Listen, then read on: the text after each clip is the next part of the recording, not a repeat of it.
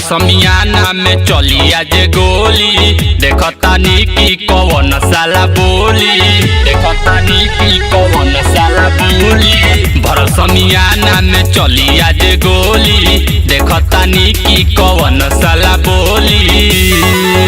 हमरा नमवे से कापी जाला जांग रे होई दुल्हा के भाई रंगा बाज रे जेवन मन करी उहे करम आज रे हनी दुल्हा के भाई रंगा बाज रे जेवन मन करी उहे करम आज रे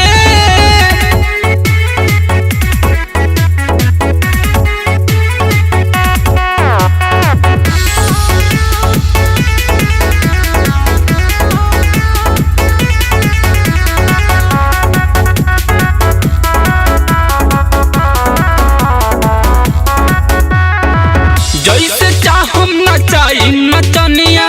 ले बहे आयल बने जाहो कनिया ले बहे आयल बने हो कनिया जैसे चाहम नचाई नचनिया ले बहे आयल बने जाहो कनिया चाहे होई हमसे केहू नाराज रे होई दुल्हा के भाई रंगा बाज रे जेवन मन करी उहे करम आज रे हनी दुल्हा के भाई रंगा बाज रे जेवन मन करी उहे करम आज रे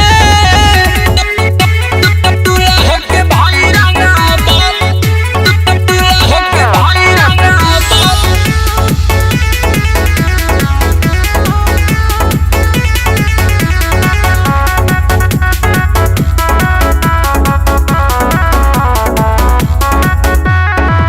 रात पूरा ते कर फरमाइश इहे तो बाराज राज के खोआइश इहे तो बाराज राज के खोआइश रात पूरा ते कर फरमाइश इहे तो बायो विनाश के खोआइश आज हमसे हटाई देते लाज रे हाय दुल्हा के भाई रंगा बाज रे जेवन मन करी उहे करम आज रे हनी दुल्हा के भाई रंगा बाज रे जवन मन